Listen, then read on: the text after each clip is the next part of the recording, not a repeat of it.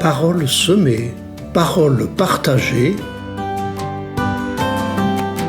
Une émission de Marc Thomas.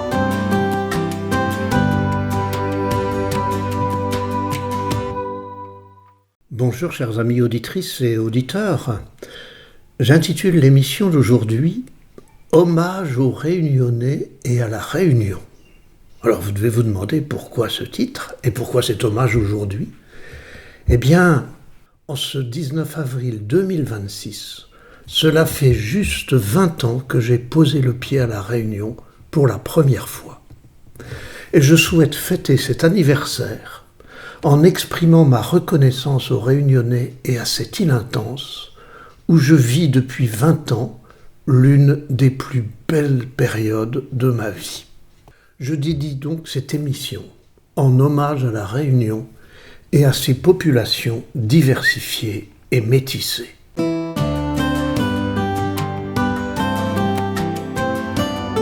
La chronique de Marc. Mon départ à la Réunion n'était pas du tout programmé. Il est dû à une colère et à un orage. En effet, un dimanche du mois d'août 2005, je veux aller me promener en forêt, mais l'orage éclate et il est impossible de sortir. Ça me met en colère, car c'est le seul jour où je peux me livrer à ma détente favorite de marcher dans la forêt, parce qu'à l'époque, je travaille beaucoup. De rage, je vais sur mon ordinateur et je surfe sur Internet, un peu sur n'importe quoi. Puis je tombe par hasard sur un site de formation professionnelle proposant un appel d'offres de formation intitulé « Transformer l'anxiété du soignant en un potentiel d'action ». Projet ambitieux, et je me demande qui a pu proposer un tel thème de travail. Je découvre que cette demande de formation concerne des personnels hospitaliers de l'île de la Réunion. Je prends alors mon atlas, je cherche où se trouve la Réunion, vous voyez, je n'y connaissais pas grand-chose, et je suis étonné de ne pas la trouver près de la Martinique et de la Guadeloupe, en bons oreilles ignorants, même si je ne connais pas encore ce nom de oreilles. Et je finis par la trouver au large de Madagascar. Je commence donc à travailler ma réponse à cet appel d'offres, sans beaucoup d'espoir de réponse, parce que c'est pas comme ça que ça marche. Mais aussitôt, ma colère d'origine disparaît. Et 4 mois après, un appel téléphonique m'annonce que ma proposition est retenue et me demande à quelle date je peux venir à la Réunion pour 3 jours de formation. Aujourd'hui, je me dis « heureuse colère ». Je découvrirai quelques années plus tard que c'était une opportunité qui ne s'était jamais présentée. Des raisons de déontologie professionnelle avaient amené l'organisme de formation à trouver d'urgence un remplaçant au formateur prévu. Conjugaison d'une heureuse colère et d'une opportunité improbable, est-ce vraiment du hasard ? Je pose donc le pied pour la première fois à la Réunion le 19 avril 2006. J'y suis rappelé une deuxième fois mi-décembre et le responsable m'annonce la fin de cette thématique, sauf si l'un des hôpitaux vous appelle, me dit-il. Et tous les ans, jusqu'au Covid, le CHU de Saint-Pierre de la Réunion me sollicite 2 fois par an pour des formations sur ce même thème. Heureuse colère, opportunité improbable, répétition dans la durée, ça ne peut plus être du hasard. C'est une nouvelle étape de ma mission de vie qui m'est offerte de manière si imprévue. Je vais donc revenir régulièrement, rencontrer rapidement d'autres partenaires professionnels, toujours les CHU de Saint-Pierre et de Saint-Denis jusqu'au Covid, des éducateurs de la protection judiciaire de la jeunesse, des professionnels du soin à domicile, et aussi la formation et l'accompagnement de laïcs et de prêtres de l'Église catholique au temps de l'ancien évêque Gilbert Aubry. Sans oublier les personnes qui me demandent régulièrement de les écouter et de les accompagner dans des passages difficiles de leur vie. Et c'est ainsi que petit à petit je m'installe à La Réunion. Je m'y sens si bien. J'ai vite choisi d'y vivre par alternance. De 2007 à 2012, je viens à La Réunion 2 fois par an pour des séjours de 3 semaines chaque fois. Puis de juillet 2012 à août 2014, j'alterne 3 mois en Lorraine, 3 mois à La Réunion. Le temps de décider lentement de venir m'y installer en permanence en septembre 2014. Ma maison de Lorraine, que j'ai achetée une semaine avant de partir à La Réunion pour la première fois, ma maison de Lorraine où je pensais finir mes jours, va être finalement vendue en janvier 2015. Depuis 2023, elle est enserrée de tout un lotissement construit dans les champs. J'aurais eu bien du mal à voir la maison de mes rêves à la campagne devenir un pavillon au milieu d'un lotissement. Aujourd'hui, je me sens si bien dans mon appartement de la possession, sur la route de la montagne surplombant l'océan Indien. J'habite à Ravinamaleur, quel bonheur! Depuis 20 ans, j'ai eu le temps de découvrir La Réunion, ses habitants, ses paysages, son climat. Rien à voir avec ma Lorraine d'origine. Et pourtant, je m'y sens chez moi. Peut-être parce que j'ai toujours aimé les pays chauds depuis mes 2 ans de coopération en République centrafricaine, mais je n'apprécie pas seulement la chaleur du soleil. J'aime la chaleur d'une population accueillante. J'aime ces populations métissées, modèles réputés d'un vivre ensemble pacifique dans la diversité des origines ethniques et religieuses. J'ai appris ici à rester un oreille parmi les créoles avec leur histoire et leur sensibilité. J'ai aimé me comporter ici de manière simple et fraternelle, sans chercher à faire la leçon à qui que ce soit. J'ai apprécié d'être reconnu et accueilli de façon chaleureuse. Un ami originaire de métropole et vivant depuis des années à La Réunion m'a prévenu quand je suis arrivé. Il me disait « Tu sais, les créoles sont chaleureux, mais tu ne seras jamais invité chez eux pour un café ou pour un repas. » Mon cher Jean-Marie, je suis désolé de te contredire. La plupart de celles et ceux qui m'accueillent chez eux ou que j'accueille chez moi sont créoles.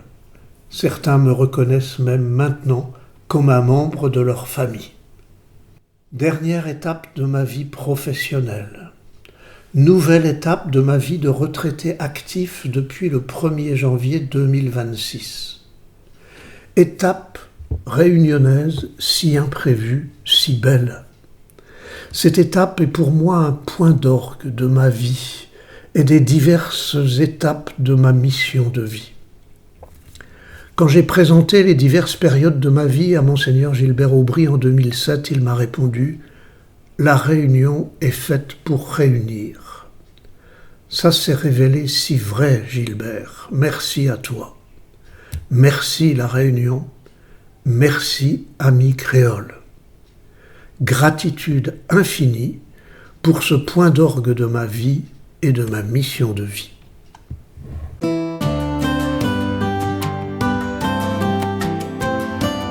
Paroles venues d'ailleurs.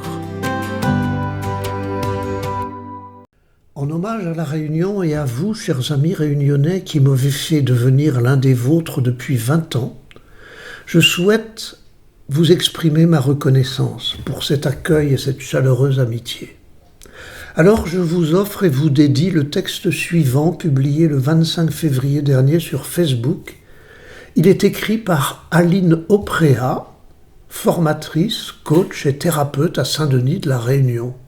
Je ne la connais pas personnellement, mais ces mots sont si justes pour dire ce que je ressens en fêtant ces 20 ans de présence parmi vous. La parole est donc maintenant à ce texte d'Aline Oprea, qu'elle intitule « La chose invisible qui rend les Réunionnais différents du reste du monde ». On parle souvent de l'île de la Réunion pour ses paysages spectaculaires, pour ses montagnes qui semblent toucher le ciel, pour ses cascades qui donnent l'impression que la terre respire, ou pour son climat qui paraît caresser la peau toute l'année. Mais la vérité profonde, celle que seuls ceux qui ont vraiment rencontré des Réunionnais peuvent comprendre, c'est qu'il existe quelque chose d'invisible, quelque chose d'impossible à photographier, quelque chose qu'aucun guide touristique ne pourra jamais décrire, et pourtant, c'est la première chose que l'on ressent lorsque l'on se retrouve face à eux. Ce n'est pas une apparence, ce n'est pas une attitude apprise, ce n'est pas une technique sociale que l'on pourrait imiter. C'est une présence humaine rare, presque magnétique, cette manière d'être là avec toi entièrement, sincèrement, intensément, comme si pendant quelques minutes tu comptais réellement, comme si le monde autour pouvait attendre, comme si la conversation n'était pas un échange banal, mais un vrai moment de vie partagée. Peut-être que cela vient de l'île elle-même, de sa nature brute qui rappelle chaque jour l'essentiel. Peut-être que cela vient du mélange des cultures qui a appris au cœur à s'ouvrir naturellement, ou peut-être que cela vient d'une mémoire collective silencieuse qui a transmis de génération en génération cette manière d'être humain profondément, simplement, naturellement. Et puis on finit par comprendre, sans que personne n'ait besoin de le dire, que cette qualité invisible que l'on reconnaît instantanément chez quelqu'un de la Réunion, ce n'est ni un accent, ni une habitude, ni une façon de parler, mais une chaleur humaine authentique qui ne se force pas, qui ne se joue pas, et qui fait que même une rencontre de quelques minutes peut laisser l'impression d'avoir retrouvé quelqu'un qu'on connaissait déjà depuis longtemps. Texte sur la page Facebook d'Ali Noprea. Vous pourrez retrouver le lien sur mon site internet. Bien sûr, je n'oublie pas que la vie à La Réunion est aussi parfois difficile pour certains. Problèmes économiques, problèmes de violence intrafamiliale, difficultés parfois à se comprendre. Tout ça existe aussi, bien sûr. Mais ça ne gomme pas cette spécificité réunionnaise du vivre ensemble qui m'a fait tant de bien et dont je suis tellement reconnaissant.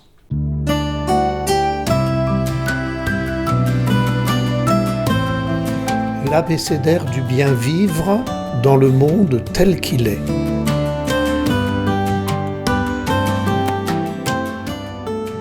Aujourd'hui, vivre au quotidien la relation. Isolement, rejet, rupture, trahison, agression, tant de souffrances et de blessures relationnelles. Plutôt que des relations toxiques ou blessantes, je lis, je délie, je relis ces relations qui m'intoxiquent et m'emprisonnent, celles qui me soulagent, m'encouragent, me libèrent, celles qui nous construisent en alliés et en alliances. Je peux y mettre des noms et des visages. Dépendance, indépendance, interdépendance. Je quitte, je sors, je romps pour devenir moi. Je trouve la juste distance, le recul, l'autonomie. Je choisis la diversité, l'adaptation, le vivre ensemble. Je peux y reconnaître des passages déjà effectués. Fragile, précieuse, vitale, la relation. Un fil ténu que je tiens par un bout avec délicatesse. À l'autre bout, cet autre, grâce auquel je m'ouvre, je me reconnais et j'évolue. Communion chaleureuse qui suscite et irrigue la vie, je peux exprimer ma quête ou ma gratitude. Relation.